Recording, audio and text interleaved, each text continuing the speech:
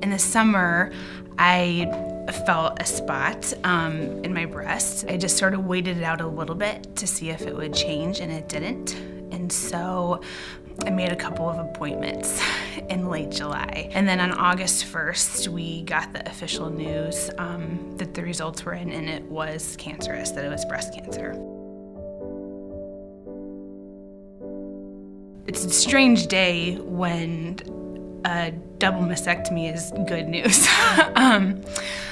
But then when we found out I would also have to go through chemotherapy, planning for the rest of our year for the next, we knew that it would be 18 weeks total. I had 6 rounds of chemo, and they were 3 weeks apart. It became really obvious that we would need a ton of help to just have our everyday lives run. And so my sister, Riley, decided to take a semester off from school, and she moved in with us to essentially help me recover from chemo, to be my caretaker, my primary caretaker, but also to help take care of the kids. And so that allowed my husband, Nate, to be able to keep working.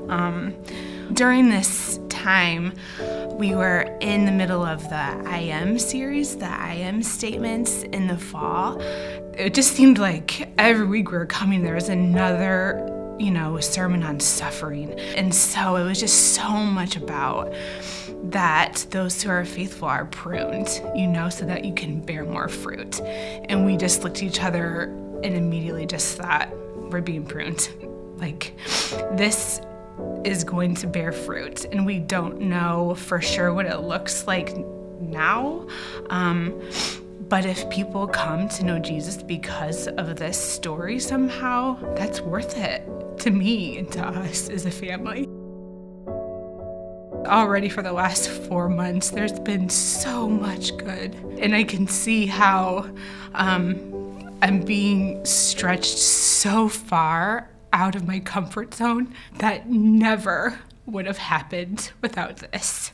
And I'm talking to people and seeing people and having the opportunity to share just my story, just to tell my story in a way that sounds different from other people who share the same story, because my story is a hopeful one. In our house, we painted a wall with the word celebrate, and every time we have something to celebrate, starting in August, or when I was diagnosed, we write it in Sharpie on the wall. And the wall has some space left in December, but not a lot. Because looking for the moments of joy and of blessing and just of fun and goodness have so far outnumbered the moments of sadness or grief, that looking at that wall is such a beautiful visual reminder of how much we have to celebrate. And it's so fun to look back at specific moments and specific memories and days.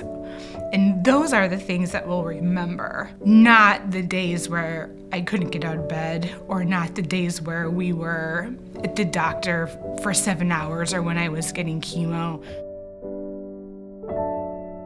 How do I think about Jesus differently now than I did earlier this year? Jesus is a man of sorrows, right? And he can handle it.